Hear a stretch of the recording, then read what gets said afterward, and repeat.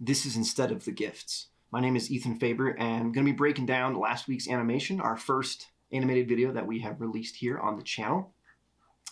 It's not as topical as it was when I wrote it, because now AI can generate hands fairly well, and it bothers me. It was probably clear. I was a little spicy in the video. There's actually a longer take of what was actually animated where I'm kind of complaining more about AI, and when I was watching it in the edit, I was like, well, this is just me whining into the camera about nothing. So we just kind of kept it short because I don't like AI. It's sure useful. Lots of things are useful. In no normal train of good philosophy does that mean it's good. Convenience and usefulness does not equal good, right? Nukes are very, very useful at like deleting all of the humans in like a certain radius. Very good at that. I'm not going to explain to you why that's bad. You should know that that's bad. So AI concerns me because people are typing into prompts, generate a picture of this. So like, why would an artist now, spend like 5 hours creating, that image, whether it's paint or painting on a genuine canvas or a Photoshop graphic designer, and it's troublesome. It worries me. We're entering into a post-human world where I'm going to tell the computer what I want to see and then I'll see it. Awesome. No. I'm very spicy about this topic. It seems axiomatic to me that AI is like a bad thing, a morally concerning bad innovation. Anyway, I'm going to ramble about this again. I've done so many takes trying to do this intro. So because we at Instead of the Gifts love art and beauty and good stories, it inherently follows that we are anti-AI, at least in this particular context, trying to use AI to like generate an image for like what I've seen, right? For like album cover art, or Mr. Krabs sings Fortunate Son. Stop it. Stop it. People used to get popular because they could do a Donald Trump impression. Now anyone can make Donald Trump say anything. And that sucks, and it's lame. I like the Trump impersonators. They're funny. I get a good laugh out of that. And now anyone can make Trump say anything. It's just a bummer. Just a bummer. So we're going to talk a little bit about how this animation was made, why we use rotoscope, and kind of take a look at the workflow of how I make these animations. So let's do it. Okay, so we are here in Adobe Animate. I've been using this software for years. I love it. Just because I've been using it for a long time does not mean that I know how to use it, actually. That's a common misnomer. Wait, it's not 60. Why is it at 60 frames per second? So what we're going to do is import the live footage that we're going to animate over, because what we do here is rotoscope animation. It might not actually show the folder because I have this set, so it's just recording my animate window. But I'll just open a file browser. I will drag, I like drag and drop. It's simple, throws me back to the kindergarten age. Gonna drop a video over here into the library. It is video 2552. Isn't that the year that Halo takes place in? Anyway.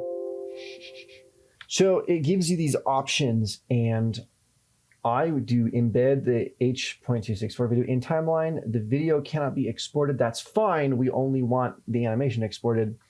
And it won't export, of course, the video, the original video's audio out with your animation. So once you have animated in rotoscope, you do have to go back into something like Premiere and just slap the original audio over top of your new animated footage. Match document FPS. So yes, it doesn't really matter. I shot in 24 frames per second. And this document is in 24 frames per second. I've learned that the hard way. Do not shoot in 30 frames per second. It will ruin your day. Why can't I? Is there not a rename option? Okay, you double click on it. I totally knew that. I call it something like vid, because I think that's goofy and fun. If you're not having fun, get a new job. I just drag it out into the stage. Your computer will freeze for a moment. Add 393 frames. This is the old room where I actually shot the takes for the video that you see last week. This is an unused or like a botched take that wasn't very good. So with this, if there's a way, I don't know, to actually mess with like the runtime of the video that you import, like you can't like edit out the first 3 seconds, right? You need to import in what you plan on using, because when you add it to the timeline, it starts at the beginning and it starts playing. So whatever you slap into animate like is what you're getting. Now, of course, you could just start animating, from like a later time, in this case, like I am, as I'm standing here. Okay. So you could just start animating here, and then later when you export out, you can trim off those early seconds. And if we play it, So AI, you'll hear the actual audio, albeit quietly, and that's not going to get exported out. So what I do is I go into, I have just a nice 50% opacity. I have experimented with lots of different opacities. I am going to begin on this frame. We're going to add a new layer. And it's because I like to have fun. I call it something like, man, I can't add spaces. That's news to me, bro. We're going to add a keyframe there. This is shot in 24 frames per second. The document is moving at 24 frames per second. But if you actually animate once every 24 frames, which I've done, kind of takes all day. There's trade-offs for using different frame rates, and it's a topic for another video. We might talk about it next week. We might talk about it next month. 12 FPS can kind of have like a stuttery, animaty, kind of cartoony feel, but that doesn't mean it's like weird or unrealistic or like feels fake.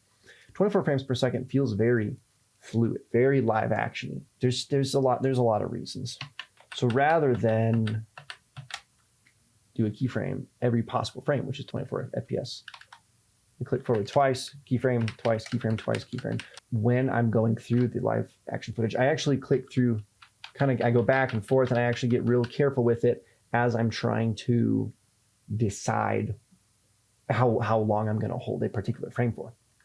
Where 12 is pretty much the base, which is also called animating on twos, because you're animating every 2 keyframes, because 24 FPS, it's just the thing. It's just the thing. It's just normal. Now I'm going to get in real close, probably somewhere like this.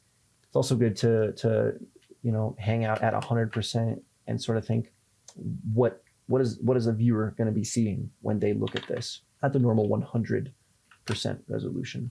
I'm going to pick a nice brush size of about 3. Sometimes 200% is too close and 100% is too far away, and I'm like typing in 177. So how much you animate at this point it's very subjective, as it depends on like what you want. Only what you animate is going to come through. My hands are really sweaty, so I can't draw a whole lot at a time right now because it's getting caught on my tablet. With this shirt that I'm wearing, someone could do this, right? Because there is literally like a little seam on the shirt, but then you have to do that every frame. It's like a 1, 2, even if it's 3 seconds. In 12 frames, it's going to add minutes and minutes of time, and maybe even hours if it's a long video. How much you animate, it's a very careful, line you have to watch. If you animate nothing, you have nothing. That's just a silly end of the spectrum. But if I tried to animate every curve and line and everything, okay, so not only would it take forever, but even if time wasn't a constraint, or I had 100 animators who I could employ to make whatever I wanted, there's a point where it would be too much, be too distracting. And I feel like sometimes the phrase less is more is used in a trite fashion that sort of downplays actually how great and useful that expression is. And if I wanted every wrinkle in the shirt, I would just shoot live action. If I wanted this logo on there, I would just shoot live action. But we're not. We're not. It's animated. And not just animated, it's rotoscope animation, meaning characteristics from the live action performance come in. The actor's face, the tone of their voice, physical movement and mannerisms carries into the animation. But I don't need every wrinkle in the shirt. Wrinkles that bends are nice, because then it's just communicating that this limb isn't sort of an amorphous blob. Here's the shirt, because I mean, look at these shadows. Like, you think I'm gonna try to do this on the arm and then no, I'm not gonna worry about the shadows. You could make a giant shape. What are my tools? Why can't I remember the name of my tools? You could have a giant shape like this, and then make half of it opaque, and then you could do a lighting effect. There's all sorts of things you could do. You can add a lighting effect in Premiere. But I'm not gonna sit here by hand and animate every shadow or add every lighting effect, because there's a point where then you ask why did you animate it in the first place? There's a lot of nice things about rotoscope, such as you can add backgrounds later. You can completely ignore the actual background that's being shot on. If you're using the actual like stage audio, for lack of I call it nat sound, like natural sound or nat audio. You can't just go shoot out in the middle of like the street if you don't want car sounds in your scene, right? But you can make the background look like Coruscant, make like a sci-fi background. You can do whatever you want in that context. You can see I didn't carry over this old bed frame or these guitars or these curtains in this video. I added what I wanted to add, which was not curtains and a bed frame and guitar. It was a gradient, like what do I do, like orange or something. Now, just lessons you learn, and I've learned this lesson before, but I knocked this little shoot out in like an hour or like 10 minutes or something. But you've got to consider, so a big thing is this area where my hair touches. This is a water pipe, I think. The colors start to mush together. And it's like, okay, so does my hair go out there? Is my hair in here? And to some degree in rotoscope, look at this. Oh, atrocious. Oh, atrocious. I'm not following the contour. Oh, it's not, who cares? It's not that important, right? That you follow the exact contours. But when you're trying to do frames in a timely fashion, it's not conducive to a good efficient workflow when you're struggling to see where the outlines of characters and of actors are. So I did good by wearing a white, I wore a white shirt on a bit of a darker background. Those are actually scrub bottoms, I think. The hairs in general, anytime I've actually worked with hair for rotoscope, it's always been kind of a pain thinking about having characters wear more hats. Might become a big hat guy in the costume department. So in this case, we're just going to take a little liberty and do something kind of like that. Faces, you got to follow pretty carefully, or it'll start to look better. In this case, so I have this nice little double chin going on here. As you can see, I didn't follow it very well just there. But we can kind of, since it's rotoscope, say, nah, and just tweak that a little bit. A little better jawline. Even though this is not, like you don't end up using the onion skin like as a necessary tool in rotoscope because it doesn't really matter what lines you did before. You're doing new lines now. It can be useful when you move on to new frames to go, where did I leave that hair? Where did I put that hairline? Mine's going, I'll tell you that much. For how important it usually is in animation to like know what your past couple frames are in order to develop your current frame, you can completely just disregard any information about prior frames in context of the frame you're currently working on when it comes to rotoscope. And then at the end of like a few hundred frames, you look at the finished project and it looks great. You're letting the live action inform where you put your lines. We took a little liberty here with the eyebrow. It has kind of a graphic novel feel to it. I like that. That's what I do with noses usually. I don't mess with eyes. People do like, oh no. You know what I do for eyes? There's like a perfect, again, I'm heavily informed by graphic novels and newspaper comic strips. Kind of the Calvin and Hobbes eyes. Also, if I didn't say already, actually, I don't like this. I also will end up over-analyzing and overthinking a particular frame. And I'll be like, this head looks stupid, his jaw, ugh. But then when you watch it, when it's 1/12, even if it's 1/6, much less 1/12 or 1/24 of a second, the motion is what makes the thing. One frame can actually be like kind of bad.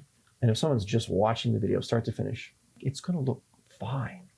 There's a point in which you'll this gosh darn jawline. It doesn't matter that much.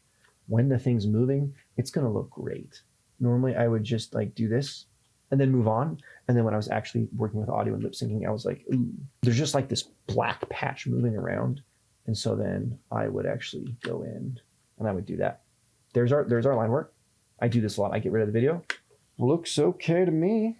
And then just using our fill tool, we go through. So I would do a bunch of frames first.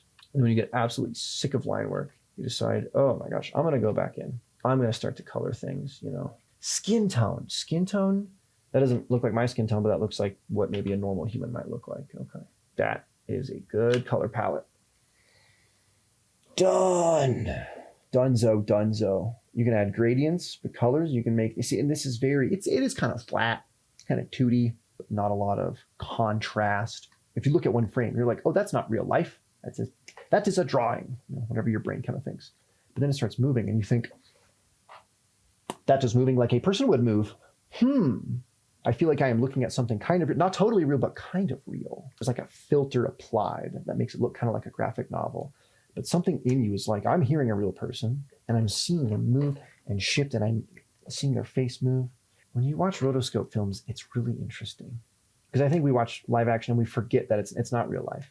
It's a bunch of little photons that bounce off of people and go into this film, and then you put it up on a screen and watch it.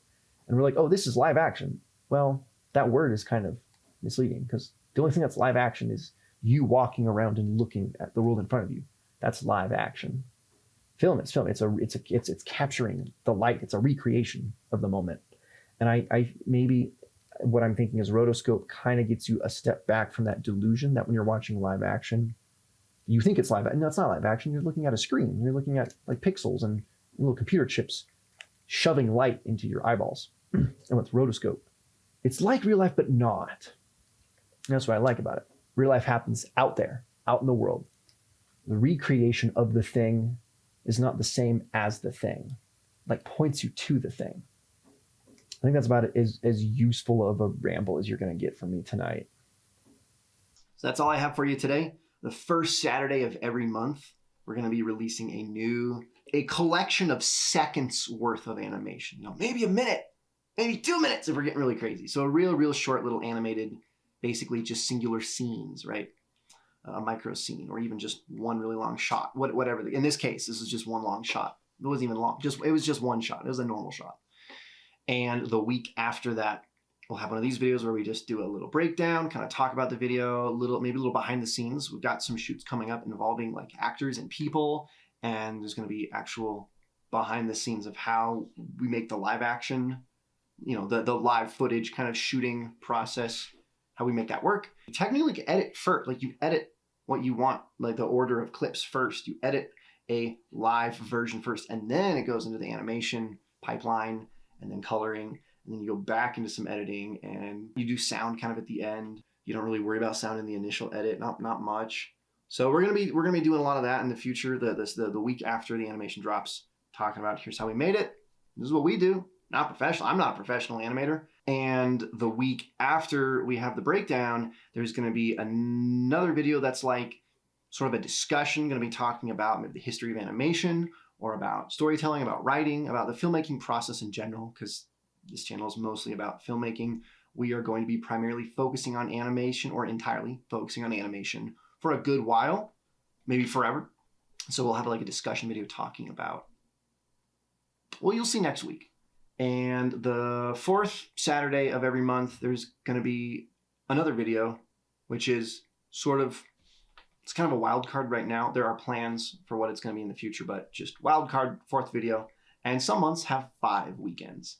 And that will be also a surprise. So if you want to subscribe and stick around, next week there'll be a new video. Every month there's going to be a new animation, and they are going to get progressively longer and or increased quality. Definitely want to make some longer productions, but a really good short film can still tell a really good story in less than 3 minutes.